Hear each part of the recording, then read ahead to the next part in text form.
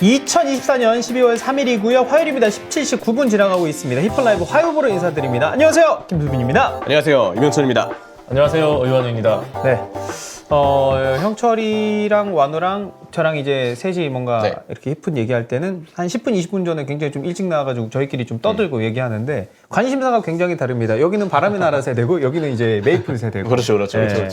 요즘 게임도 좀 했어요?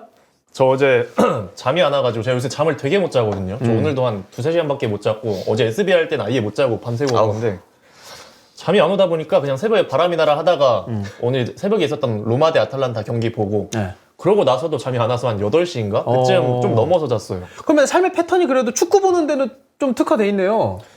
그렇긴 한데 대신에 이 오후 일정이 있을 때 너무 피곤해요. 정신이 맨정신이 아니에요.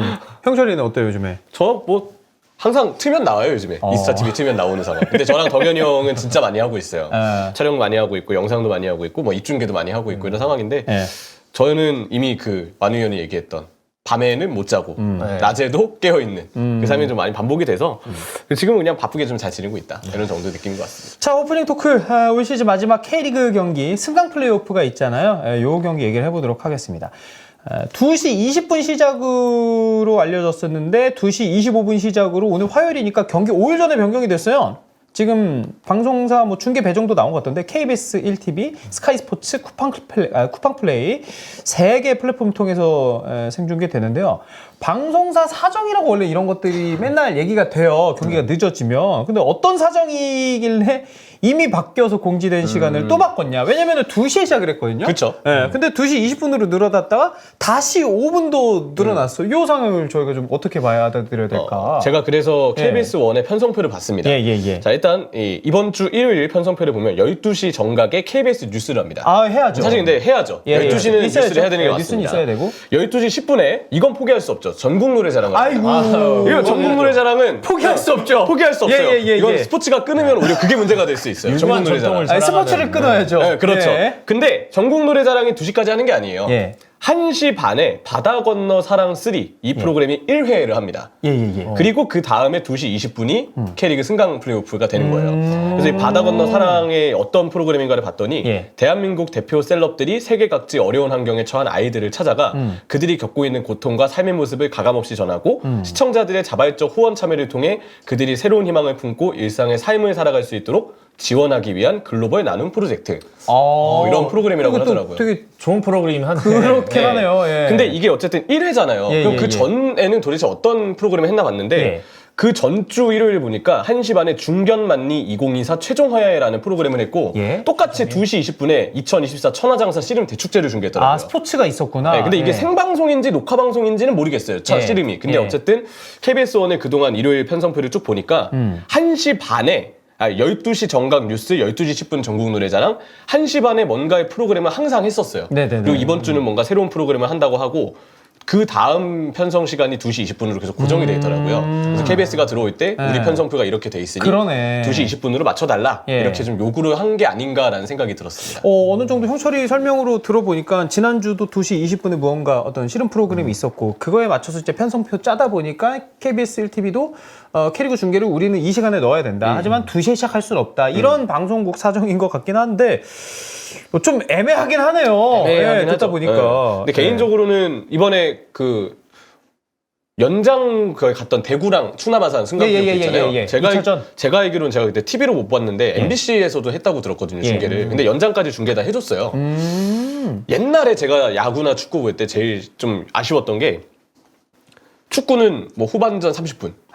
아니면 야구는 7회 초. 있었죠. 갑자기 자막이 딱 떠요. 정규방송 관계로 중계방송을 여기서 마칩니다. 다음은 뭐 KBS 스카이 스포츠에서 보세요. 옛날 그 당시엔 KBS 스카이 스포츠에서 아니면 뭐 KBS 위성 ETV에서 보세요. 이렇게 넘기는 게 전 더 싫었어요. 맞아요. 그래서 요즘에는 그래도 한번 스포츠 중계를 하면 웬만하면은 뭐 연장을 가건 어쨌건 끝까지 보여주려고 하는 것 같아서 뭐 그게 조금 그래도 예전보다 나아진 부분이 아닌가 생각을 합니다. 사실 이 경기 시간에 맞춰서 뭐 전주성 가시는 분들 입장에서는 경기 시간이 도착해서 딱 맞춰가지고 이제 뭔가 일정들을 쫙 짜놨을 텐데 그게 갑작스럽게 밀리면 그러니까 이게 저는 그렇게 생각해요. 방송국의 사정 그래, 그것까지는 오케이. 그리고 KBS 1TV에서 아무래도 승강 플레이오프가 들어가게 되면은 비교적 라이트하게 보시는 분들도 많이 접근해서 경기를 볼 수 있으니까. 다만, 5일 전에도 또 이렇게 시간 변경하는 건 미리 좀 해줄 수 있었을 것 같은데 왜 이렇게 늦게 하나. 요거에 그쵸. 대한 아쉬움이 큰 거죠. 저는 편성표에 대한 되게 큰 예. 사건이 있는데 사실 제가 축구 외에 다른 종목을 별로 안 좋아해요. 예. 그 결정적인 이유가 편성 때문에 그렇거든요. 옛날에 제가 한 저녁 8시인가 되게 황금 시간대에 엘클라시코였나? 리버풀 대 맨유였나? 약간 이런 엄청 빅매치가 있었어요. 자, 그걸 이제 보려고 치킨 다 시켜놓고 다 세팅해놨는데 갑자기 그게 그 전에 하고 있던 어떤 스포츠의 그 리뷰 프로그램 때문에 그게 정말 한 30분이 밀린 거예요. 이미 다 끝난 경기를 리뷰하는 것 때문에. 그거는 1년에 한 번 나올까 말까 엄청난 빅매치인데. 그렇지. 자, 그것 때문에 너무 화가 나가지고 축구 외에 다른 종목을 그 후로 잘 안 봅니다. 축구만 좋아하는 사람들은 그렇게 느낄 그럴 수 수 있지. 있지. 이 종목만 기다린 건데. 반대 사례도 있을 수 있는 거고. 그래서 그 편성이 생각보다 이 작은 몇 분의 차이라도 되게 중요한 것 같아요, 저는.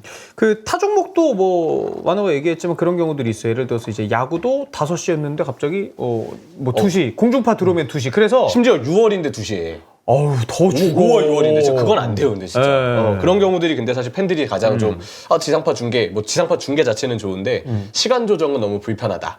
이런 좀 뭔가 팬들의 입장에서는 불만이 섞인 목소리가 또 나올 법한 이야기들이죠. 그렇습니다. 자, 이 정도로 오프닝 토크 이야기하고 2시 25분으로 변경됐거든요, 여러분들. 이거 여러분들이 좀 많이 알아주셨으면 좋겠네요. 아쉽다라는 얘기도 덧붙이고 싶고요. 오늘 가장 많은 채팅이 올라오고 있습니다. 히든 라이브. 신문선 위원이라고 평가해야 될까요? 얘기를 해야 될까요, 일단은? 예, 신문선 위원이 출마를 선언을 했습니다. 오늘이죠. 55대 대한축구협회장 선거에 출마 선언을 했고요. 출마 선언문에 본인의 성남 사장 시절 공을 내세우면서 현 정몽규 회장을 비판하는 내용이 줄을 이뤘는데요. 그리고 권오갑 총재까지 공격하면서 그냥 전방위적으로 좀 디스를 한 공격을 했습니다. 마지막으로 본인의 약속을 말하면서 마무리를 했고 선언문 중에는 약속하는 내용만 좀 체크를 해보도록 하겠습니다. 천안축구센터 지원 금액에 대한 5배에 대한 페널티 조치가 예상되는 약 300억 원에 대한 문제에 대한 해법을 찾겠다. 문체부 감사 결과 조치 통보에 대해 집행부를 조속히 구성해 즉각적으로 시정 조치를 단행해 정부와의 긴장 관계를 해소하고 국민들에게 믿을 수 있는 국민의 축구협회로 거듭나겠다. 또 축구협회 메인 오피스를 천안축구센터로 이전 결정한 것은 원점에서 재검토하겠다. 프로축구의 상품인 경기력의 질적 향상의 가장 중요한 대목인 K리그 심판 운영에 대한 권한을 프로연맹에 이관해서 프로 경기 심판의 질적 형상과 교육 등 집중 관리 조치를 단행, 축구 지도자들에 대한 강습 시스템을 전면 검토해서 공정하고 상식적이며 투명하게 운영하겠다. 축구협회가 흡수 통합됐던 초, 중, 고 연맹 등을 독립시켜서 침체된 학교 축구에 대한 활성화를 검토하겠다라고 밝혔습니다. 허정무 감독의 출마 내용과 비교했을 때 좀 어느 쪽이 구매에 좀 당겨요? 어느 쪽이 좀 더 진정성 있어 보이고?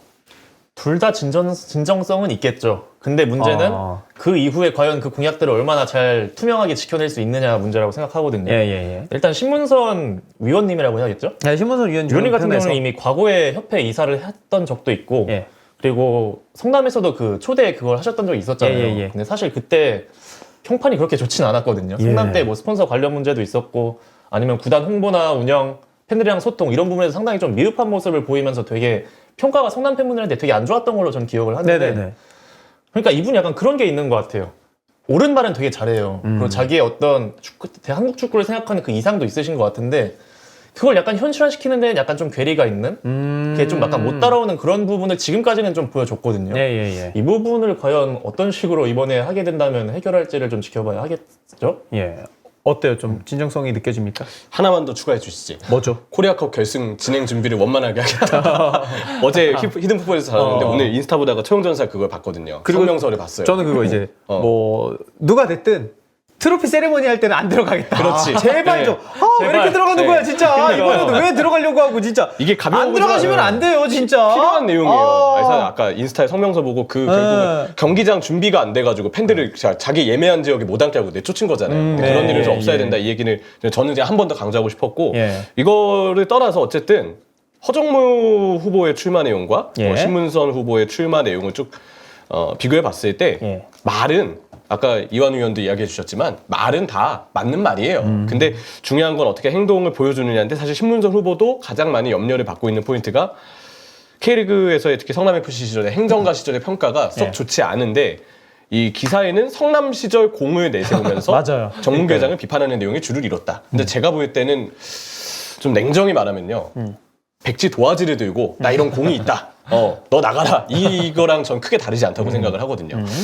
여러모로 지금 받고 있는 평가들이 썩 좋지 않은 인물인 건 사실이다. 특히 행정가 시절에 그랬고 그동안의 이 신문선 후보의 행정가로서 보여준 팬들에게 보여준 모습이나 행보들을 보면 너무 이상적인 이야기들이 많았어요. 그리고 그게 결국 행동으로 잘 실현되지 않았기 때문에 조금 염려되는 부분들이 좀 있다는 얘기는 하고 싶습니다. 예. 그 정몽규 회장은 현재 뭐 출마 선언이나 공약 발표까지는 하진 않았어요. 출마 선언문을 출마한다고 하는 것 같은데 이거를 왜 안 하는 걸까요? 아니면은 이거 하지 않아도 뭐 지금까지 나는 충분히 표를 받을 그런 뭔가 같이 일한 시간 이런 것들이 있기 때문일까? 좀 봐야죠. 그때 출마 가능성이 높다 이런 단독 보도가 떴을 때 뭐 관계자 측근에 따르면 날짜가 그때 기사에 딱 적혀 있었어요. 뭐 6일이었나 뭐 언제였나 이렇게 딱딱딱 뭔가 출마 선언을 할 것이다. 뭐 발표문이 있을 것이다. 이런 얘기들이 있었는데 그 날짜가 아직 안 온 것 같거든요. 아마 조금 지나서 그 기사가 맞다면 뭐 공약 발표라든지 출마 선언문이 아마 올라올 것 같기는 해요. 본인이 정말 사선을 할 의지가 있다고 한다면. 그렇죠. 일단은 저는 뭐 후보는 많아지는 거에 대해서는 좋아요. 누군가는 이제 저는 견제가 필요하다고 생각을 하는데 다만 이제 3파전이 된다면 표가 분산이 될 확률이 높지 않을까. 지금까지는 이제 정몽규 회장이 쭉 회장을 했기 때문에 정몽규 회장이 많은 표를 가지고 있는 상황에서 후보들이 많아지면 분산이 되면서 견제가 좀 약해지지 않을까라는 우려를 좀 하긴 하는데 두 분은 어때요? 그래도 이 3파전이 되면은 허정무 위원님이라고 해야 될까요? 이분도 후보님? 네, 허정무 후보님이 그래도 조금 더 대중적으로 유력하지 않을까 싶고 허정무 그 후보님이 보면은 그래도 한국 축구에 되게 애정 있고 관심을 많이 기울여요. 맞아요, 대전 맞아요. 쪽에서도 대전 유소년 축구 진짜 중학교, 고등학교 한 명 하면 아예 현장까지 찾아가서 누가 괜찮은지 다 체크하고 대전에 이제 이 선수 괜찮다고 추천도 하고 막 그렇게 하는 거를 이미 저도 한번 봤었고 그리고 기본적으로 하나 아쉬운 게 있는 게 허정무 감독님 그 출마 선언문 중에서 각 시도협회 약간 조금 더 독립적으로 그렇게 바꾸겠다고 했는데 그거는 저는 좀 하면 안 된다고 보거든요. 제가 이제 심판하면서도 이제 느꼈던 게 각 시도협회 문제 있는 협회들이 되게 많아요. 근데 그거 제가 볼 때는 독립적으로 하게 만들면 더 지금 문제 심각해져가지고 오히려 위에서 통제를 어느 정도는 해주고 기준을 잡아줘야 한다고 생각하거든요. 이 부분은 허정무 그 부분에서는 좀 바꿔야 하지 않을까. 네. 선거인단이 축구협회 대의원과 산하단체 임원들, 지도자, 선수, 심판 등 축구인 200여 명 정도라고 하거든요. 그러니까 표수가 많지 않아요. 200표 그쵸. 정도인데 이게 3파전이 되면 분명히 좀 나눠질 가능성도 있고. 네, 현실적으로는 저는 단일화가 되지 않을까 싶어요. 정몽규 후보를 제외한 나머지 후보들 뭐 아직도 다 구성된 건 아니지만 아무래도 표가 분산될 가능성이 제가 볼 때 너무 높아 보이거든요. 이게 되게 많이 염려가 돼요. 그렇게 됐을 시에는 결국 오히려 사선에 도전하는 정몽규 후보의 가능성이 더 커질 가능성이 크기 때문에 제가 보기에도 경쟁자들 또한 다른 후보들 또한 이 상황을 알고 있을 것이고 또 신문선 이 후보도 질문을 받았을 때 기자분의 단일화에 대한 질문을 받았을 때 본인은 허정무 후보와의 단일화에 대해서 열린 마음이다 이런 언급을 했거든요. 저는 단일화의 가능성이 지금으로서는 충분히 높다고 봐야 되지 않을까 그런 생각이 일단은 좀 드는 것 같습니다. 사실 아까 뭐 저희가 공약에 대해서 진정성 얘기했잖아요. 사실 정말 진정성이 있다면은 신문선 후보도 그렇고 허정무 후보도 그렇고 지금 축구협회가 문제가 있기 때문에 본인들이 대의를 위해서 나온 거 아닙니까? 정말 진정성이 있다면 둘 중에 누가 될 수 있는 확률이 높은지를 계산하고 이 공약을 함께 할 수 있는 것도 확실하다면 저는 단일화돼가지고 정몽규 회장이 연임하지 않도록 막는 게 제일 진정성 있는 일이라고 보는데 그게 지금 시점에서 맞는 거예요. 그렇죠. 근데 이제 갑자기 이제 사람 욕심이라는 게 이제 또 들어가게 되면 이 공약에 대한 진정성을 우리가 다시 의심할 수밖에 없긴 하거든요. 그렇죠. 뭐든지 그 욕심이 문제입니다, 결국에는. 정치에서도 이 단일화라는 게 말처럼 쉬운 게 사실 아니잖아요. 될 것 같이 하다가 안 되고 이런 것들을 사실 정치판에서도 너무 많이 봤으니까. 그쵸. 자, 그래서 이제 신문선 후보가 선거에 출마를 하게 되는데 이후의 일들을 좀 봐야 될 것 같아요. 정몽규 회장도 뭐 출마 선언문 내고 공약 발표했을 때 뭐 어떤 내용들이 있는지 보고 이후에 뭐 허정무 후보, 신문선 후보가 어떻게 대응을 하는지 그리고 뭐 단일화 때문에 얘기를 해서 두 분이 뭐 만났다 이런 것들도 저희가 좀 보면서 현실적으로 흘러가는 거를 보면서 정리해야 되지 않을까. 단일화면 이런 사진이 좀 국룰 아닌가요? 그렇죠. 이렇게 그래서 이런 이렇게 사진을 해주고. 보여주는데, 네. 사실 뭐 개인적인 의견이면서도 대체로 그런 생각을 하는 게 결국에 이제 정몽규 회장이 아닌 다른 사람이 됐으면 좋겠다라는 그쵸. 여론인데 그게 되지 않고 결국 후보가 나와서 단일화도 결렬이 된 상황에서 다시 정몽규 회장이 되면 이거는 뭐 아무 일도 일어난 게 아니니까 달라지는 게 없는 거니까. 네, 사실 이게 진짜 무서운 거죠. 최악의 상황입니다. 자, 그리고 이제 윤정환 감독 이야기로 넘어가도록 하겠습니다. 강원의 돌풍을 이끌었습니다. 올 시즌 강원은 팬들에게도 굉장히 잊지 못할 시즌일 것 같은데 윤정환 감독도 새로 태어난 거를 좀 보여준 것 같고 근데 이 윤정환 감독이 구단과 재계약 과정에서 금액차를 좁히지 못해서 결렬 가능성이 있다고 합니다. 윤정환 감독 입장에선 강원의 역대 최고 성적이니까 합당한 대우를 바라는 것도 이해할 수가 있고 근데 시민구단이니까 줄 수 있는 금액도 한계가 있는 것도 사실입니다. KBS 뉴스에 따르면 김병지 대표가 이렇게 얘기했네요. 신뢰가 깨졌다. 이 발언을 하면서 재계약 실패 시 내부 승격을 검토 중이라고 말했습니다. 요 지금 재계약 이슈 관련해서는 좀 어떤 생각이 드세요? 사실 뭐 윤정환 감독이 너무 좋은 마무리를 했기 때문에 강원에서 올 시즌 자체에 대한 마무리를 너무 잘했잖아요. 시상식 때도 그 양민혁 선수가 이제 제가 질문을 했을 때 우리 감독님께서 동계위원 때부터 기회를 주시겠다고 약속을 해주셨고 잘 보살펴 주셔서 내가 첫 시즌에 잘한 것 같다. 정말 감사함을 표했고 윤정환 감독이 되게 흡족했던 표정까지도 생각이 나거든요. 강원의 올 한 해 팀 분위기 너무 좋았고 선수들도 다 너무 잘 좋은 분위기 속에서 하나가 됐고 그 덕에 누구도 예상하지 못했던 2위라는 또 우승에 충분히 도전할 수 있었던 성적이라는 성과를 냈다고 봤는데 이 시즌에 대한 여운이 채 가시기도 전에 이 보도가 바로 나올 줄은 저는 몰랐어요. 근데 보니까 1년 반의 계약을 이미 작년 여름에 윤정환 감독과 했었고 그 이후에 2년에 대한 옵션이 있었던 걸로 기억을 하는데 그러다 보니까 이제 계약과 관련된 이슈가 우리가 생각했던 것보다 훨씬 더 빠르게 좀 이렇게 좀 나온 게 아닌가. 그리고 되게 적나라하게 그 내용들이 보도가 되고 있잖아요. 그러니까. 그래서 더더욱 우리가 단순히 그냥 재계약 관련해서 협상 중이다가 아니고 굉장히 좀 구체적인 정보들을 우리가 좀 당황스럽게도 너무 많이 알게 된 것 같아요. 그래서 구단에서는 이러이러한 이유 때문에 힘들다, 뭐 조항이 있다 이런 이야기들을 하고 있고 윤정환 감독도 그 조항은 문제가 없다 이런 식으로 의견 다툼이 되는 과정들이 계속 지금 기사에서 많이 나오고 있는 상황인 것 같습니다. 역대 최고 강원 구단의 역대 최고 성적이고 진짜 우승 경쟁을 굉장히 끝까지 좀 했었던 팀이고 전술이나 뭔가 선수 쓰는 데 있어서도 윤정환 감독이 워낙 평이 좋았는데 이렇게 좀 재계약 이슈로 나가는 게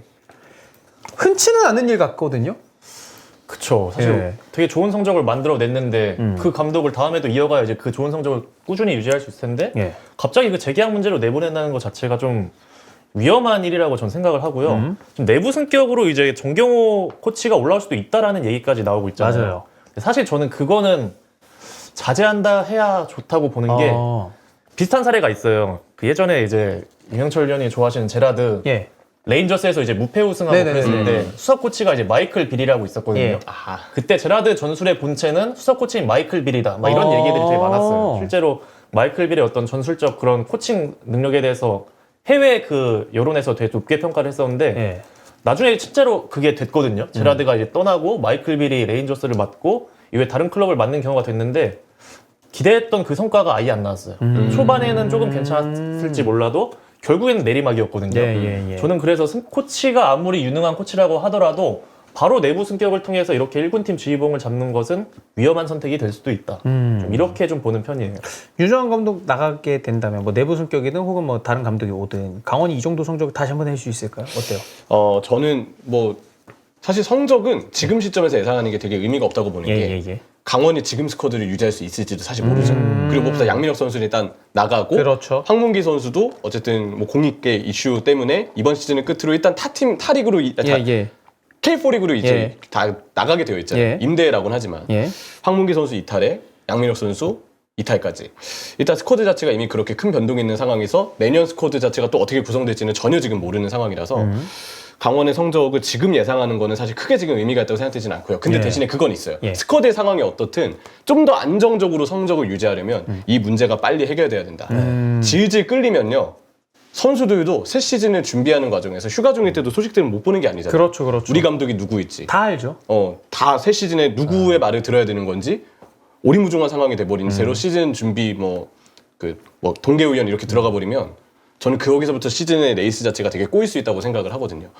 어떤 결론이 됐건 일찍 마무리되는 게 필요하다. 그래야지 새 감독이 오더라도 정비할 시간이 있을 것이고 윤정 감독이 그대로 가더라도 더 뭔가 본인의 원래 구상대로 시즌을 준비할 수 있는 시간이 주어질 것이다. 그런 생각이 좀 드는 것 같아요. 네, 확실히 선수 입장에서도 혼돈될 수밖에 없는 게 지금 만약에 윤정환 감독이 나간다고 치면은 선수 입장에서 지금 준비하는 과정에서 되게 고민이 많이 돼요. 예를 들어 다음 시즌 윤정환 감독님이 그대로 안정적으로 가는 게 확정이 되면 벌써부터 이미지 트레이닝을 하고 있겠죠. 내가 이 위치에서 이렇게 우리 윤정환 감독님이 이 위치에서 이런 플레이를 좋아하니까 내가 다음 시즌에 이거를 더 열심히 연습을 하고 준비를 해서 해봐야겠다 이런 식으로 계속 준비를 하고 있을 텐데 갑자기 떠나면 어떤 감독이 올지도 모르고 어떤 전술을 쓸지도 모르잖아요. 그 부분에서도 이제 선수가 약간 고민하게 되고 그런 악순환이 반복되는 것 같아서 이 문제를 강원 입장에서는 빨리 해결하는 게 좋을 것 같아요. 사실 금액이 여기 채팅창에도 나옵니다만 그래서 연봉 차이가 얼마인데 강원이 줄 수 있는 금액이 얼마인데 윤정환 감독이 얼마를 원하는지 이게 사실 딱 디테일하게 나오면 더 이제 세게 얘기하고 이렇게 할 수 있긴 한데 그거까지는 없기 때문에 저희가 좀 감안해서 얘기를 하고 있고요. 잘했던 감독이 K리그에서 뭔가 재계약 금액 관련해서 이슈가 됐던 적이 좀 있어요. 지금 이제 윤정환 감독도 있고 한때 이종효 감독도 있고 작년에 김기동 감독도 있고 이게 감독의 연봉도 참 책정하기가 쉽지 않은 것 같아요. 아무래도 특히 윤정환 감독 입장에서는 사실 감독으로서 보면 나이는 적지 않은 편이시죠. 일단 젊은 감독이라 보기는 힘들고 대신 경험이 많으신 분이잖아요. 그리고 내년에는 말씀드린 대로 강원의 스쿼드가 일단 달라질 것이 확정이 돼 있고 우리의 지금까지의 변동 예측한 것보다도 더 많이 변동될 가능성도 크고 근데 그게 좋은 방향일지 혹시 안 좋은 방향일지는 아무도 모르는 거죠. 그리고 현실적으로 어쩔 수 없이 시도민 구단이기 때문에 따라올 조금 어쩔 수 없이 열악함이 발생할 수 있는 위험성에 본인 입장에서는 이번 한 해 동안 윤정환이라는 감독의 어떤 그 가치를 최대한 많이 높여놨기 때문에 지금 시점에서 일단 감독으로서의 나이도 아무래도 젊으신 편이 아니기 때문에 지금이 뭔가 더 좋은 대우를 받을 수 있고 좋은 지원을 받을 수 있는 구단으로 이전할 수 있는 메리트가 크다라고 느낄 가능성은 좀 있을 것 같아요. 아, 그래요? 그래서 더더욱 아쉬울 거 없이 강원한테는 좀 높은 조건을 윤정 감독 입장에서 부를 수도 있다. 근데 저는 그것도 이해가 안 되는 건 아니에요. 맞아요. 근데 한편으로는 강원 입장에서도 어쨌든 올 시즌 성적을 잘 낸 건 맞지만 이 또한 시도민 구단이기에 내줄 수 있는 금액 자체는 한계가 있는 게 맞거든요. 그리고 김명재 대표이사가 주장했던 기존 계약서 조건에 강원의 연장 옵션을 윤정환 감독이 거부할 시에는 그에 대한 위약금이 따른다. 이 조항이 실제로 있는지 아니면 있어도 윤정환 감독의 주장처럼 별다른 효력이 없는 건지는 우리는 지금으로서는 알 수 없어요. 근데 이 조항에 대한 이해관계에서도 강원이 어떻게 생각할지는 또 변수가 있을 거고 저는 그냥 이렇게 쭉 봤을 때 양쪽 다 이해가 되는 면이 있어요. 맞아요. 그냥 하루빨리 이 문제는 해결되는 게 다음 시즌을 위해서 낫다. 저는 그냥 그쪽으로 보는 입장입니다. 구단 입장에서도 이제 도시민 구단이다 보니까 그런 재계약 연봉 인상과 관련해서 분명 캐파라는 게 있을 거고. 근데 윤정 감독 입장에서도 아니 나 이 팀 가지고 역대 최고 성적 냈는데 이 정도는 받아야 되지 않나라고 얘기하는 것도 비판할 수는 없는 것 같고. 확실히 선수 입장이 됐던 감독이 됐던 그 해당 시즌 성과가 되게 좋잖아요. 맞아요. 나의 가치를 올렸고 그러면 결국엔 조금 더 갑의 위치라고 표현하기 좀 그렇잖아요. 갑의 위치에 있는 것은 결국에 그 성과를 낸 인물이에요. 자, 윤정환 감독 저희가 채팅창에서도 금액을 여러분들이 구체적으로 얘기해 주시고 몇 배를 불렀다, 몇 퍼센트를 불렀다 얘기를 하는데 저희가 좀 의도적으로 그거는 확실하게 체크되지 않았기 때문에 넘어가고 있다는 거 양해를 좀 부탁을 드리고요. 자, 이 정도로 히든 라이브 간단하게 마무리하고요. 오늘 본 주제들이 뒤에 좀 있습니다. 축구 탐구 영역 가도록 하겠습니다. 주제 1. 케인의 대체자는 누가 될 것인가? 그리고 마테우스가 간혹 이렇게 굉장히 좀 재밌는 얘기들을 하거든요. 좀 파이어 날 만한 그런 것들도 있고 이제 슈퍼스타 백업 얘기를 좀 해보도록 하겠습니다. 최근에 케인이 대여 클래시코 끝나고요. 근섬유가 찢어져서 레버쿠젠과의 포칼 경기 포함해서 최소 2경기에서 최대 4경기 결장이 유력하다고 하고요. 그래서 연말까지는 누군가가 케인을 대신해야 되는 상황입니다. 독일 키커에서는 후보로 밀러, 그나브리, 테를 언급을 했고 밀러가 최전방에 서지 않을까 예측을 하고는 있는데 셋 다 케인에 대한 무게감도 있습니다만은 다 썩 이 케인을 대체 잘할 수 있을까라는 생각이 좀 들긴 하거든요. 결국에는 그래도 밀러 아니면 텔이 잠시 동안은 그 역할을 해야 되지 않을까 싶은데 예. 텔이 이럴 때 사실 좀 살아나야죠. 사실 해리 케인도 토트넘에서 처음 반짝 오른 게 아데바요르가 그때 당시엔 주전 스트라이커로 제가 기억을 하는데 네네네. 케인이 그때는 유로파 리그에서 이제 기회를 많이 받았거든요. 근데 나올 때마다 막 해트트릭도 하고 골도 넣고 그냥 유로파에 나오는 족족 골을 넣었어요. 예. 그러다 보니까 거기서부터 이제 자기 가치를 증명하고 이후에는 거의 그냥 아데바요를 밀어내고 거의 주전되다시피 했었던 케인인데 그런 케이스를 사실 지금 바이에른 뮌헨에서는 텔이 만들어줘야죠. 왜냐면은 뭐 네. 나이나 유망을 봤을 때는 텔은 분명 재능 있는 선수는 맞아요. 그렇죠. 예. 근데 문제는 이제 이 텔 선수가 도르트문트전 때 윙으로 나왔어요. 예. 윙이 나왔는데 윙에서는 사실 경쟁력이 제가 볼 땐 정말 좀 많이 부족한 것 같아요. 예. 속도가 사실 좀 빠르진 않고 드리블도 그렇다고 해서 특출난 장점이 있지 않고 대신에 이제 마티스 텔은 제가 예전에 골장면 보면서도 느꼈는데 슈팅 하나에 힘은 진짜 잘 실리거든요. 그래서 저는 자신감이 좀 붙어 있어야 되는데 문제는 한동안 이제 해리 케인이라는 선수가 워낙에 붙박이 주전을 차지하다 보니까 예. 텔 선수가 기회를 많이 못 잡았어요. 그동안 제가 볼 때 감각도 떨어지고 그런 감각이 떨어지는 와중에 오랜만에 나올 때는 또 윙으로 기용이 되고 맞아요. 본인 입장에서는 뭔가 그런 악순환이 반복이 되면서 이제는 진짜 자신감이 눈에 띄게 떨어진 게 보여요. 예전처럼 공격수로 뛴다고 해도 지금의 자신감이라면 팍 뭔가 살아나기는 힘들지 않을까. 물론 이런데도 이런 우리의 우려를 깨고 실제로 그 껍질을 벗기고 딱 나올 수 있는 그쵸. 선수라면 그럼 진짜 그 선수는 성공하는 유망주가 맞는 거고 다만 지금 우려되는 거는 현재로서는 가능성이 조금 부족해 보인다. 이게 일단 하나가 있고요. 밀러의 가짜 9번은 그냥 밀러라는 선수가 공격수로 기용됐을 때 생각보다 그렇게 저는 좋은 기억이 없다고 생각해요. 최근 들어서죠. 최근 들어서 근데 저는 한창 때도 예. 그냥 밀러는 좀 처진 위치가 낫지 최전방 공격수로 섰을 때 라움도이터 그냥 알아서 네. 그냥 밀러가 알아서 가게끔. 그때도 뭔가 우리가 밀러라면 생각하는 그런 플레이들이 과연 최전방 공격수에서도 매번 꾸준하게 나왔느냐를 보면 전 그러진 않았다고 보거든요. 그러니까 자리를 정해주지 않아야 돼. 약간 네. 밀러는. 그래서 저는 지금 또 안 그래도 더 떨어진 신체 능력을 생각했을 때 밀러의 가짜 9번도 좀 걱정이 된다. 개인적으로는 가능만 하다면 이 중에서는 그나마 무시할라 제로톱이 전 그나마 예. 왜냐면 나머지 자원들은 예. 골 넣어줄 선수가 없어요 진짜. 그나브리는 아예 언급도 안 하시네요. 그나브리는 일단 무릎도 지금 예. 안 좋다고 하고 예. 언급을 해봐야 히리푸프 1시간 반 하는데 제가 거기서 뭐 20초 잡아먹을 필요는 없잖아요. 그나브리 때문에. 예. 근데 무시할라가 이제 제로톱으로 가면 그 이선 조합 꾸리는데도 또 문제가 생겨요. 또 거기가 하나가 자리가 없으니까. 그것도 문제긴 해요. 다 이어요. 다이어. 김민재 톱으로 포변. 도르트문트전 그때 그 초반에 전주 올라와가지고 한 거. 거기서 골 넣었으면 진짜 진지하게 톱을 생각해봤을 텐데 아쉽게도 슈팅을 못했기 때문에. 예. 누가 좀 대안이 될 것 같아요?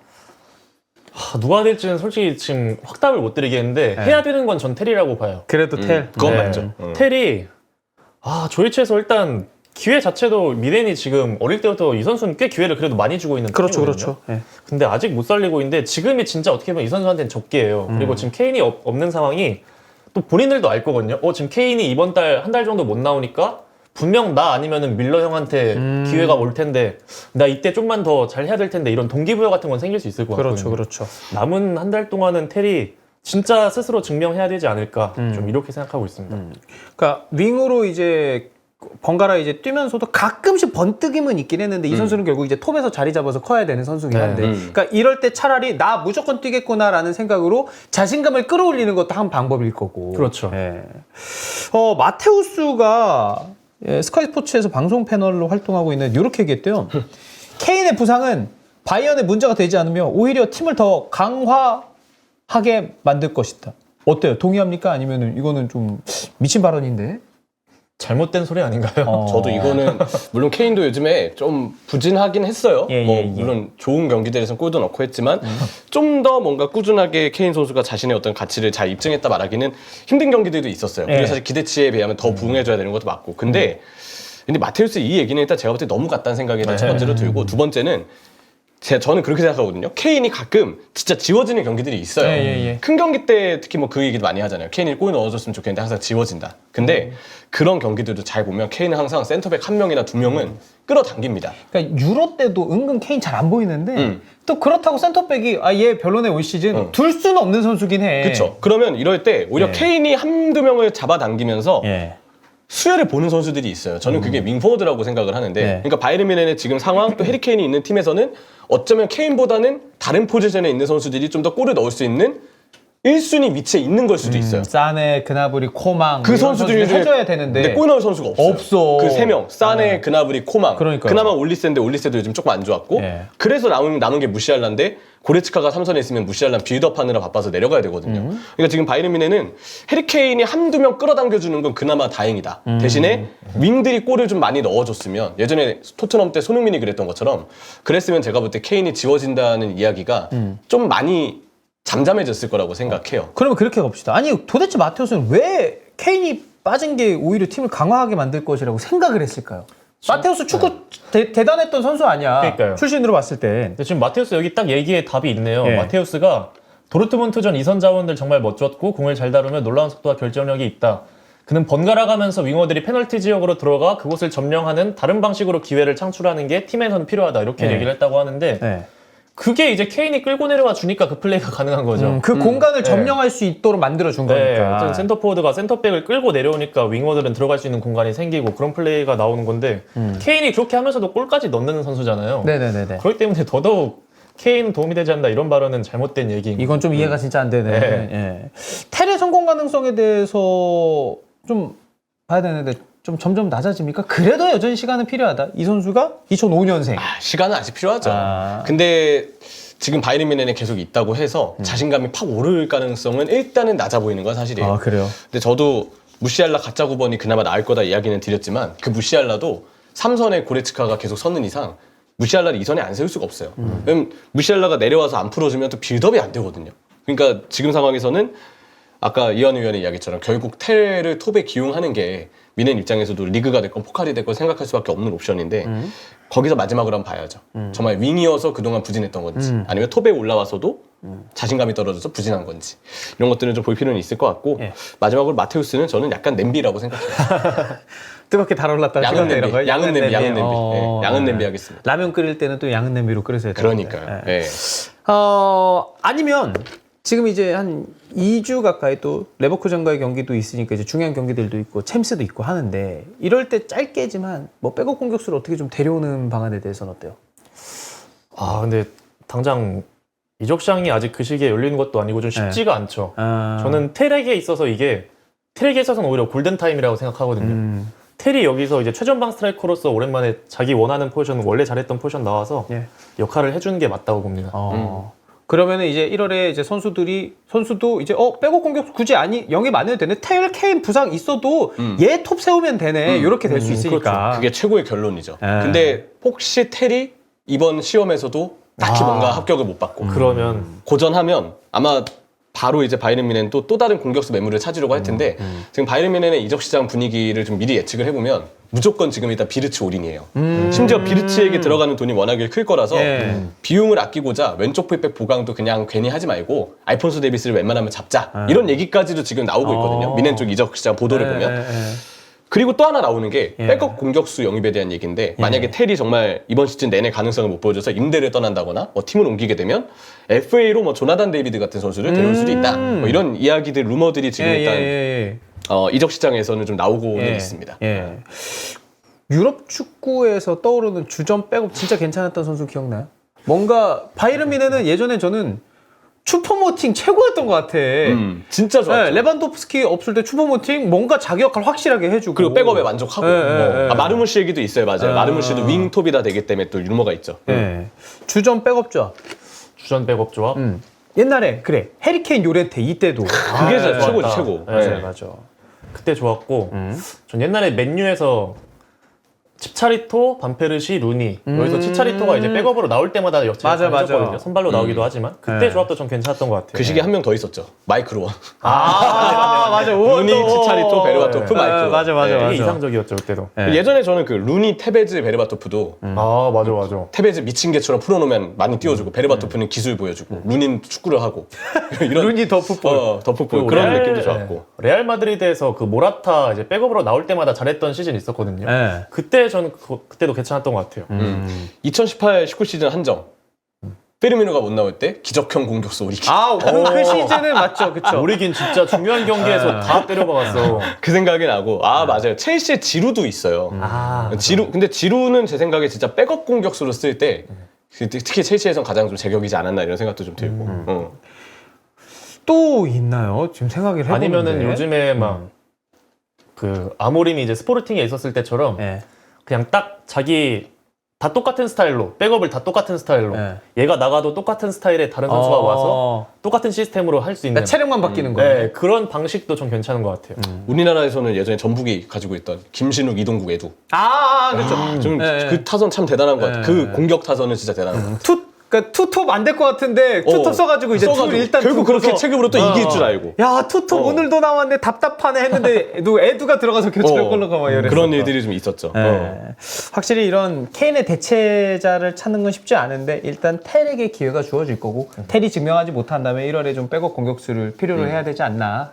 그렇습니다. 확실한 건 마테우스의 발언은 좀 헛소리다. 냄비다, 냄비. 라는 생각입니다. 자, 두 번째 주자로 넘어가도록 하겠습니다. 두 번째 주제로 사카와 웨데고르가 살린 아스날의 희망. 지금 참 아스날이 부상자가 많은데 지난 주말 웨스트햄 상대로는 아주 시원한 경기였습니다. 5대2로 대파했고 아스날이 보니까 사카 건강하고 폼 좋을 때 그리고 외대고로 돌아와서 함께 뛰면 얼마나 파괴력을 갖는지를 좀 제대로 보여주지 않았나. 사카랑 외대고르가 페널티킥 나눠서 찰 정도로 사이가 좋다고 하고요. 건강한 사카와 건강한 외대고르가 아스날의 리그 우승 희망을 살려줄 수 있을지 좀 이야기를 해보도록 하겠습니다. 먼저 아스날과 웨스트햄 경기를 좀 어떻게 보셨어요? 이 경기 제가 중계를 했는데 중계했구나. 일단 외대고를 복귀한 아스날 대부분 경기를 제가 다 중계를 했어요. 근데 진짜 있고 없고 차이가 너무 커요. 어느 정도 커요? 그 차이를 중계 중에 표현하다가 좀 거대하게 표현을 하고 싶어서 지금 외대고르 욕했나, 복귀 후 역시? 경기력이 360 때네요. 외대고르 있고 없고. 외대고르 복귀 후 아스날 경기력이 360도 바뀌었습니다. 이렇게 얘기했거든요. 한 바퀴를 돌아서 다시 돌아왔네요. 이게 그런 원위치잖아요. 360도면. 그래가지고 하고 한 1, 2초 맡긴 다음에 360도는 원위치죠. 180도 바뀌었습니다. 이렇게 했는데 다음부터 270도 정도 해주세요. 그래가지고 진짜 완전히 달라졌어요. 외대고르가 들어가면서 확실히 찬스 메이킹도 더 이제 앞에 있는 선수들한테 많이 오고 지금 아스날의 선발로 나온 3톱이 2경기 연속으로 그 3명이 다 골 넣고 있거든요. 이런 것 부분에서 이 화력에서 차이가 많이 나고 있고 그리고 사카가 이제 페널티킥 양보했잖아요. 원래 메인키커가 사카인데 사카가 그때 인터뷰를 어떻게 얘기를 했냐면은 내가 외대고르한테 공을 준 것은 그 전에 이미 외대고르는 나에게 아주 많은 공을 준다. 그렇기 때문에 내가 걔에게 외대고르에게 양보한 것은 기쁜 일이다. 이런 식으로 언급을 했더라고요. 그렇지. 서로 그런 어떤 커뮤니케이션 케미도 되게 좋고 분위기가 지금 아스날이 진짜 미쳤습니다. 사실 한동안 좀 좋지 않아가지고 리버풀 치고 나가는 거 이거 누가 막냐 했는데 아스날 팬들 입장에서는 와 외대고르만 있으면 이거 좀 다르겠다. 승점 잃은 게 좀 많긴 하지만 이제는 좀 복구 좀 해야 되겠다 생각인데 형철이는 이 경기 어떻게 봤어요? 아무래도 이제 외대고르의 클래스가 가장 저도 많이 느껴진 경기이지 않았나 싶고 외대고르가 있어야 중원의 모든 작업들이 다 완성이 돼요. 그러니까 라이스가 최근에 사실 뭐 유로 여파 때문인지는 모르겠지만 조금 들쭉날쭉한 게 아쉬워요, 지난 시즌에. 있어요.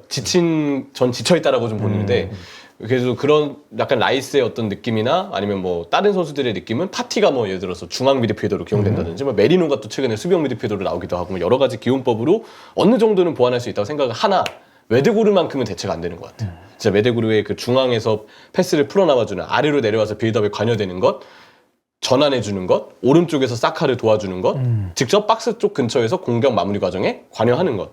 다 이건 진짜 외대고르만이 가능한 좀 플레이라고 봐서 개인적으로는 경기 영향력으로 보면 지금 유럽 축구에서도 손에 꼽을 미드필더라고 생각합니다. 통계가 있는데요. 아스날이 지난 4월 이후 외대고르가 출전한 프리미어리그 경기에서 패한 적이 없다고 하고요.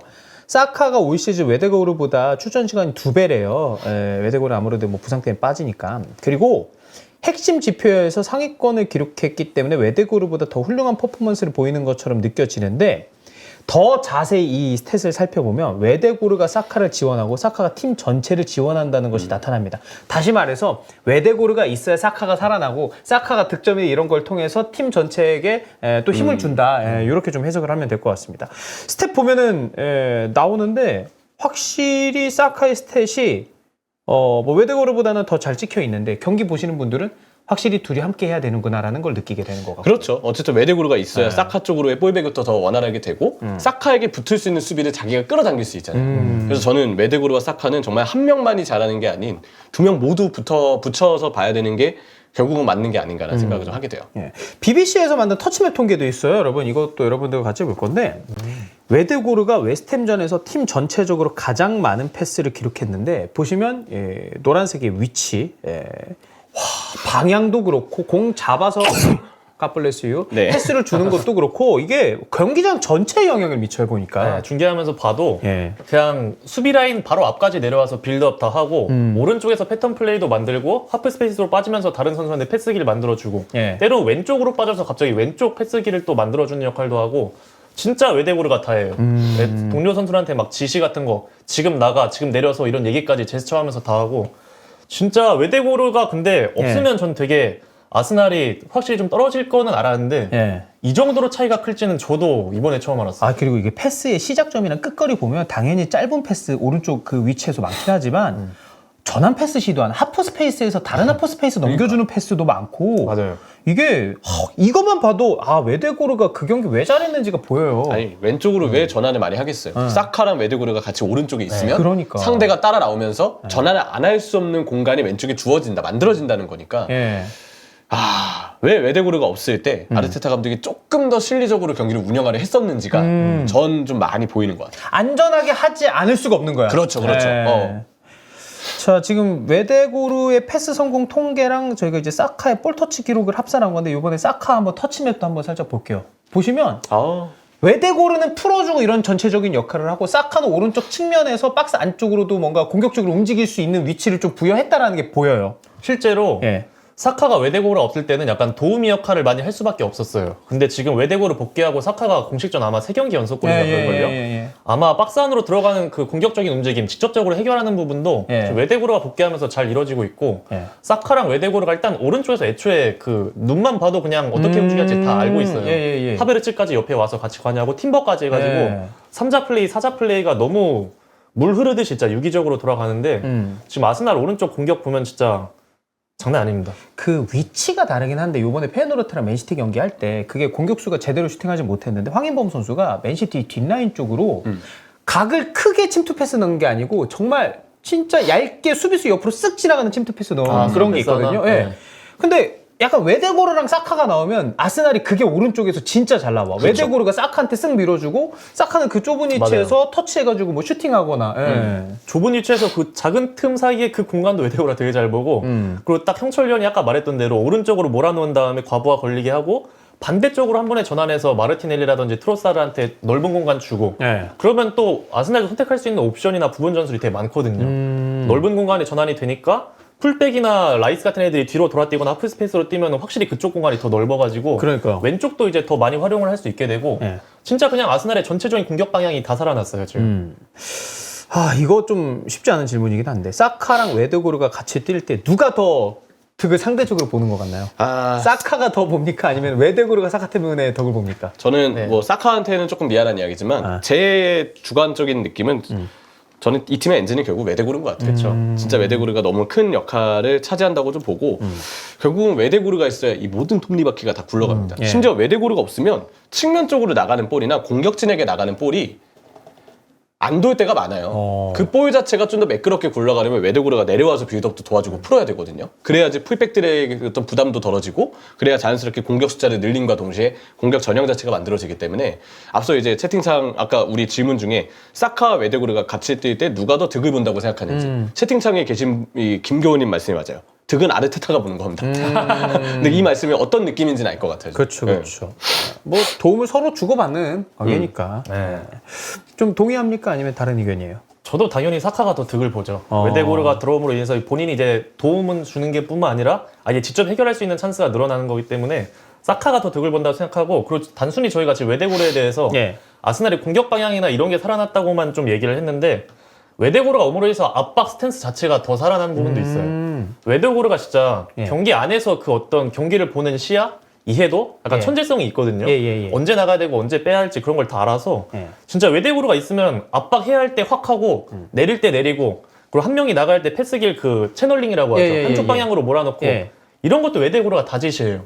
그냥 다 손짓하면서 내려오라고 하지 말고 지금 나가자고 이런 거 진짜 많이 볼 수 있거든요. 아스날 경기 보면. 그럼 아스날 만약에 수비 쪽으로 보고 있을 때 공이 상대방이 있을 때 외대고르 손짓 이것도 좀 봐야 되겠는데 그 타이밍에 맞춰서 압박하고 이런 아스날 경기 볼 때 뭐 아스날 그 재밌는 패턴 플레이 막 빌드업 이런 거 보는 재미도 있는데 그냥 외대고를 한 명 그 손짓 이런 거 한번 봐보세요. 진짜 엄청 바쁘거든요. 손짓도 바쁘고 머리도 바쁘고 막 장난 아닙니다, 진짜. 잘 보면 리더십이 참 리더 좋은 그 것 같아요. 자체예요. 맞아요. 리더십이 진짜 좋은 것 같아요. 외대고르는 전 그것도 되게 큰 장점이라고 생각해서 저도 더 중요한 선수는 외대고르. 그래서 득을 본 건 둘 중에 한 명만 꼽으라면 굳이 사카를.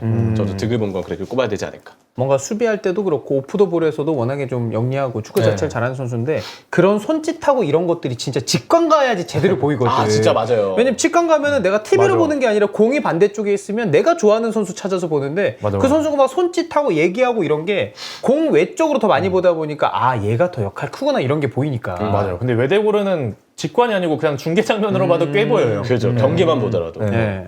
자, 아스날 현재폼 굉장히 좋습니다. 지난 경기에서 사카랑 외대고르가 74분을 함께 뛰었고 경기를 마치고 사카가 이렇게 인터뷰했네요. BBC와의 인터뷰에서 좋은 축구를 하고 있으며 앞으로도 이렇게 축구를 해야 한다. 여기에 우리는 현재 가장 좋은 폼으로 돌아왔다며 축구를 즐기는 경지에 이르렀다고 하고요. 지금 사실 리그 전체적인 퍼포먼스로만 봤을 때는 가장 완벽한 폼은 리버풀인데 아스날도 지금 사카 인터뷰대로 축구를 즐기는 경지 가장 좋은 폼으로 돌아왔는데 이 리버풀과 아스날의 경쟁이 언제쯤 이제 승점차 좁혀지면서 이어질지도 저희가 주목을 해야 될 것 같습니다. 아스날이 지금 리버풀을 잡기 위해서 필요한 것 어떤 것들이 있을까요? 추가된다면. 와, 근데 리버풀도 지금 밸런스가 워낙에 좋은 팀이라 너무 좋아 사실. 이거는 진짜 뚜껑을 열어봐야 알 수 있을 것 같은데 근데 다만 그런 건 있어요. 아스날이 지난 시즌도 그렇고 이번 시즌 첫 번째 경기도 심지어 이번 시즌 첫 번째 경기 때 외대고르가 없었거든요. 네네네. 경기력적인 측면에서 아스날이 전체적으로 확실히 조금 더 위에 있는 그런 경기력을 보여주긴 했었어요. 근데 외대고르가 돌아온 상황에서 이번 시즌 그 두 번째 경기 하게 되면은 무슨 일이 일어날지 한번 봐봐야 될 것 같아요. 네. 저는 아스날도 이렇게 완전체로 돌아와도 리버풀 진짜 좋거든요. 아, 너무 좋아요. 둘 다 같이 올라가면 올라갈 거지 사실 리버풀이 좀 미끄러지는 그런 경우가 아니면 승점 차가 좀 아직은 많이 나서 예. 보통 이런 경기들 그런 얘기 많이 하잖아요. 예. 그냥 이거 예시로 들자면 제주스와 누네스의 숨막히는 대전. 야 제주스 골 언제 넣었습니까? 근데 생각해보니까 나 갑자기 그쵸? 제주스 믿고 있었네. 누네스도 결정력이 좀 아쉬워서 예. 막 그런 얘기들을 우스갯소리를 하는데 근데 이건 그냥 제가 일부러 극단적으로 예시를 든 거고 재미삼아 이 둘이 결국은 리그에서도 맞대결을 가질 거잖아요. 예. 제가 볼 때 결정력 싸움일 것 같아요. 근데 그게 한편 또 안필드라서 리버풀이 조금 더 유리하기는 하죠. 그쵸. 지난 시즌 근데 비겼죠 또 둘이 네. 그 안필드에서 붙었을 때. 네. 아스날도 리버풀도 이렇게 쭉 경기를 보면요. 두 감독의 경기 운영 능력이 진짜 좋아요. 딱 힘을 줘야 될 때, 버텨야 될 때, 이기기 위해서 약간 템포를 늦춰야 될 때에 대한 선택들을 각자의 팀에서 저는 되게 잘해주고 있는 감독이라고 생각을 하거든요. 결국은 그런 경기 운영의 능력, 아주 좋은 수비진, 뭐 미드필더진 다 보유하고 있는 입장에서 누가 더 기회를 잘 살리느냐. 그래서 그 잠깐이나마 앞서가는 스코어를 누가 잘 만드느냐가 결국 이 경기에서 굉장히 중요한 싸움이 되지 않을까 이런 생각을 좀 하고 예. 뭐 그래도 저는 리버풀 팬이니까 슬롯의 후반 변화 능력을 한번 뭐 믿어보는 게 중요하지 않을까 싶네요. 자, 아스날의 현재폼 굉장히 좋다. 외대거르가 돌아오면서 확실히 완전체가 돼갔다. 이 정도 얘기고요. 핫피플 넘어가도록 하겠습니다. 트리뷰나 그리고요. 신뢰도가 높지는 않은데 레알이 달로를 영입할 수 있는 선수로 생각하고 있다는 보도가 있다고 합니다. 아놀드가 레알에 가지 않는다면 풀백은 필요하니까 어쨌든 다음 카드 레알 마드리드가 생각을 해야 되는데 보도에 따르면 맨유가 달러 이적료로 5천만 유로 정도 이적료를 생각하고 있다고 합니다. 일단 뭐 이적료는 그 뒤로 하고 달러가 레알에서 뛸만 할까요? 저는 자리 잡고 할만 할까요? 진지하게 달로가 태어날 때부터 레알 상이었다고 생각하고요. 네. 아 느낌 어울리긴 살짝 해요. 있긴 해. 네, 살짝 어울리긴 해. 있긴 해. 아니, 왜냐면 레알 달로를 데려가면 아놀드는 더 이상 탐 안 낼 거예요. 아 그것도 네. 있고. 태어날 때부터 레알 방향 쪽으로 전 태어났다고 생각해요. 얘가 마드리드 가야 쪽. 된다. 무조건 네. 달러가 가야 된다. 포르투갈에서 스페인 마드리드 쪽으로. 그런 마음인데 아니, 솔직히 얘기해서 달로가 근데 저는 이 선수는 좋은 선수긴 해요. 왜냐면 좌우가 일단 다 경험이 있는 선수고 그렇죠. 그래도 달로가 사실 굳이 따지면 요즘 왼쪽에서는 좀 아쉬운 편이고 오른쪽에서도 저는 사실 기복이 아예 없었던 스타일은 아니라고 보는데 전반적인 능력치나 풀백으로서 가져야 될 어떤 그 영향력은 능력들은 그래도 가지고 있는 선수라고 보거든요. 지금 풀백들 중에서 들여다볼 만한 선수인 건 맞다고 생각해요. 아까 이제 아놀드가 아무래도 아놀드의 킥 능력이나 이런 것들이 워낙 더 번뜩이는 부분이 많아서 그동안 보여준 게 많기 때문에 아놀드가 더 레알에 가까운 선수라고는 말을 해야 되겠지만 달로도 풀백으로서 필요한 능력치들은 골고루 가지고 있는 선수고 좌우를 모두 뛴 경험도 무시 못할 선수다.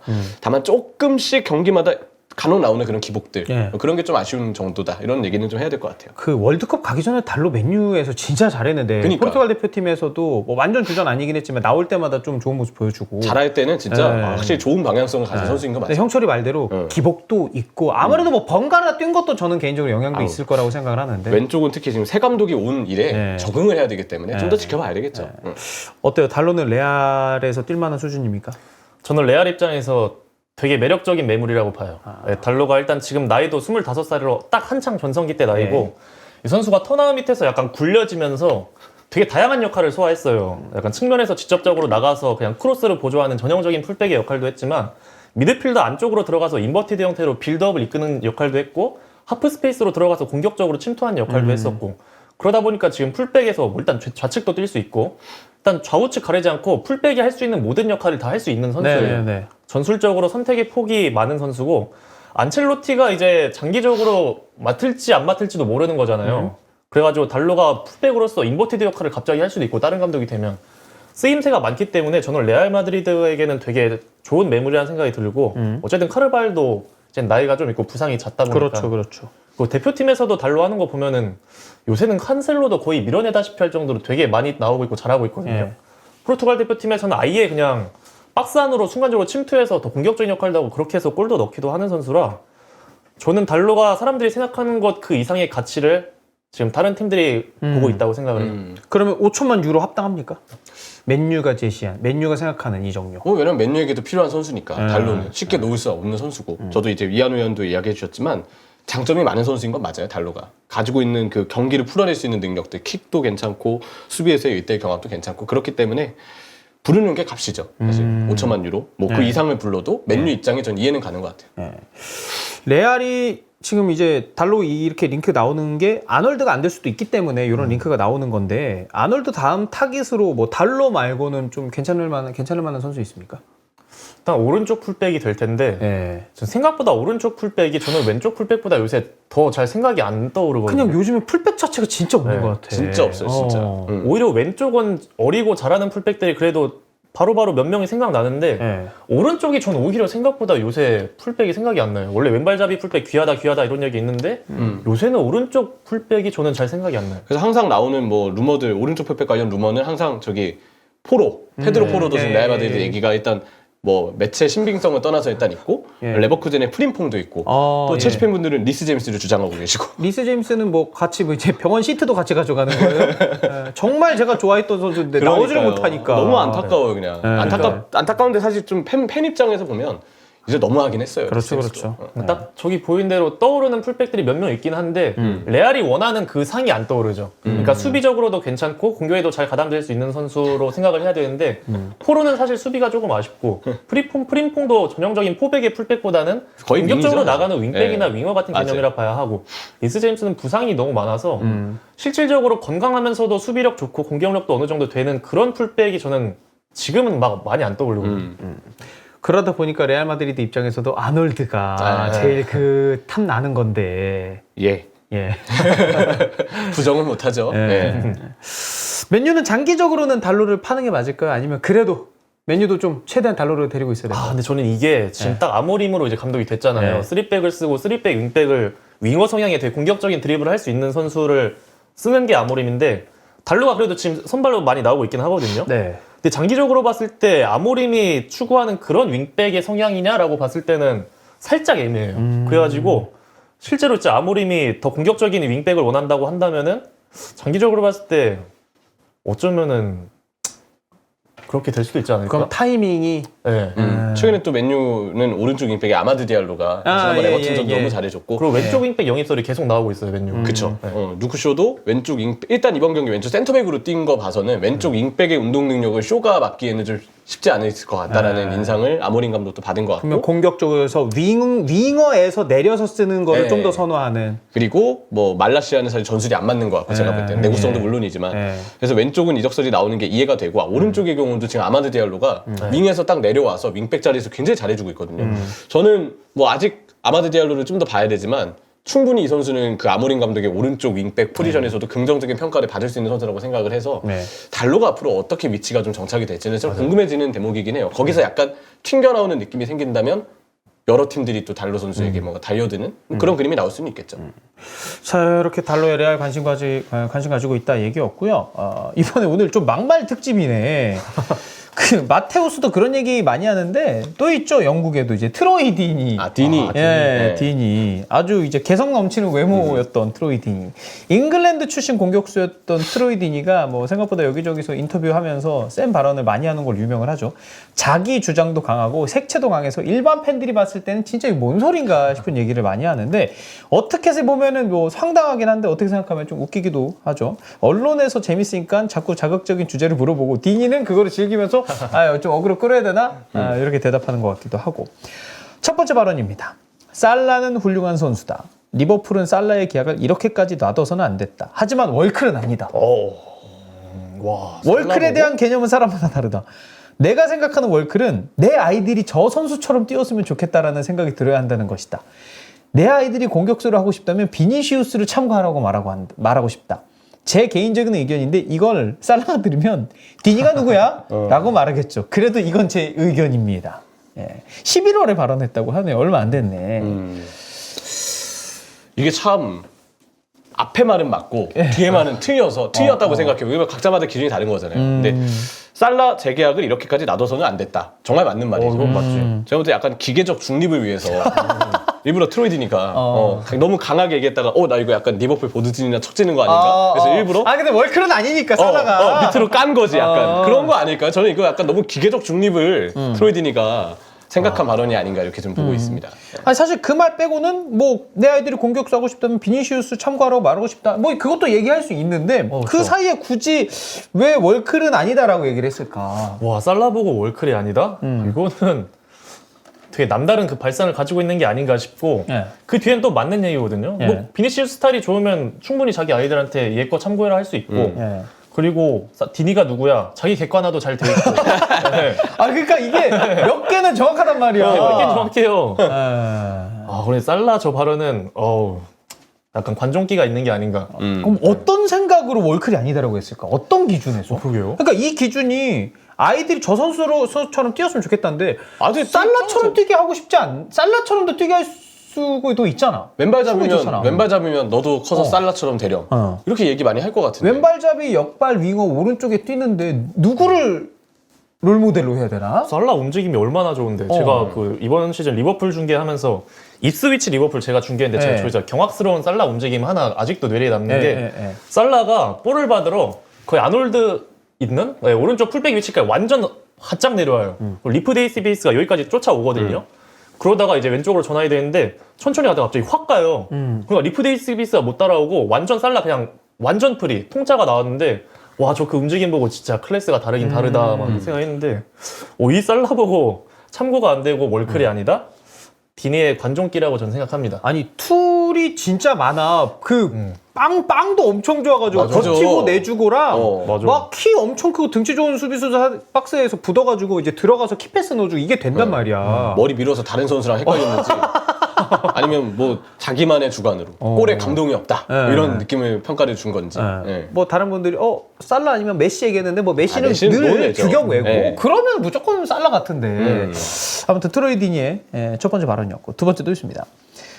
산체스 골키퍼로 무슨 우승 경쟁을 하냐. 형편없는 실점을 계속하고 있다. 1월 이적 시장에 보강이 있지 않은 이상 대가를 치를 거. 뭐 첼시가 골키퍼를 더 안정적인 선수로 원한다는 걸 말한 것 같은데. 근데 디니가 말이 세긴 세네 그때. 그러니까 어느 정도 틀린 말은 아닌데 할 수는 있는 말이야. 세긴 세다. 그래. 틀린 말은 아닌데 워딩이 그냥 야, 내가 산체스를 진짜 기분 나쁠 것 같은데. 그러니까 이게 어쨌든 선수 대 선수를 어딘가에서 만날지도 모르는 일인데 야 이게 아주 보고 나서 이게 맞고 아니고 떠나서 수위에 깜짝 놀랐어요. 진짜 너무 세. 크로이 나연. 또 디니가 한때 우리나라에서 트와이스 나연 얘기가 얘기가 그걸로 있었죠. 얘기가 많이 있었죠. 되게 세다 말이 되게. 나인시 팬들에게는 심심한 사과를. 자, 세 번째 발언 있습니다. 여기 월클 발언 또 있네요. 내가 생각하는 월클은 5명이다. 어떤 팀에 가도 무조건 뛰는 선수들이다. 근데 여기까지 보면 살라는 어떤 팀 가도 다 선발 아니야? 무조건 살라가 선발 안 같은데? 뛸 수 있는 오른쪽 윙이 있나 지금? 없죠. 전 메시가 세계에? 한창 일 때 아닌 이상 없죠. 없죠. 근데 네. 그러면 둘을 같이 쓰거나 또 그렇게 할 것 같은데. 아무튼 본인이 생각하는 월클 5명. 알리송, 알리송. 월클 맞죠. 반다이크, 반다이크. 맞죠. 로드리, 로드리 인정. 홀란, 맞죠. 비니시우스, 맞죠. 맞죠. 음바페. 맞죠. 뭐야. 예. 음바페는 월클이 아니다. 그러니까 약간 맞는 말과 약간 이상한 발상의 괴리가 약간 존재해요, 얘가. 그러니까 이거네요. 알리송, 반다이크, 로드리, 홀란, 비니시우스까지는 월클인데 그리고 음바페는 아니다. 월클이 아니다. 갑자기. 근데 이거 11월 발언인데 뭐 레알 마드리드 가서 아쉬운 거 보고 뭐 그럴 수는 있는데 월클이 되고 싶다면 인기와 유니폼 판매량으로 불가능하다. 클럽의 영광을 혼자서 지속적으로 이끌 수 있어야 한다.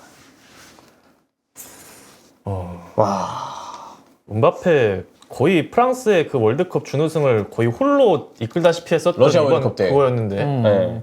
러시아 그 그때는 카타르 아예 월드컵 때 우승도 준우승. 했었지. 네, 그리고 카타르 우승 때도 월드컵. 완전히 그리고 사실 했어. 카타르 때도 프랑스가 우승할 뻔했지. 그러니까. 카타르 땐 거의 혼자 이끌다시피 했고 러시아 러시아는 때도 진짜 거의 좋았고. 완전히 이끌었고. 아니 근데 그거 여러분들에게도 여쭤볼게요. 뭐 음바페가 레알 와서 사실 리버풀전도 진짜 좀 아쉬웠고 아쉬운 거 맞아. 근데 월클 아니라는 질문에 저 말이 맞네. 월클은 맞는데 지금은 그냥 폼이 떨어진 맞아, 거다. 딱 저거야. 저도 근데 저 의견이에요. 월클은 맞다. 폼이 좀 떨어졌을 뿐. 야 결승전 때 해트트릭 하는 선수를 누가 그러니까요. 월클이라고 안 하냐.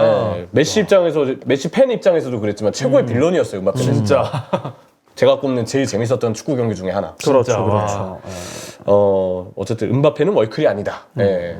우리 뭐 저기 그 게임에서 저기 프랑스 파리 생제르맹 떠가지고 와 음바페다 했는데 알고 보니까 다른 선수여가지고 대인적인 이동국 what the hell? 약간 이런 것처럼. 뭐지 진짜? 예. 왜 이렇게까지 생각을 하는지는 사실 잘 모르겠어요. 예. 자 하나의 더 발언이 있습니다. 스털링이 레시포드보다 더 많은 걸 가져다 준다. 가르나초 같은 어린 선수들에게 리더십을 보여줄 수 있을 것. 이거는요 언제 나왔냐면 8월에 스털링 이적설 막 나오다가 맨유도 언급되니까 요 얘기가 나왔다고 합니다. 요건 어때요? 이거는 약간 성향 차이? 근데 스털링이 맨시티에서 되게 꾸준하게 레시포드보다는 스털링이 더 꾸준했던 건 맞죠. 네, 저도 동의해요. 네, 그건 맞는데 그냥 자기 취향이 확고하고 그 순간 그 선수들의 어떤 상황이라든지 거기에 대한 감정적인 그런 발언이 좀 많이 있지 않나. 좀 F인 것 같아요.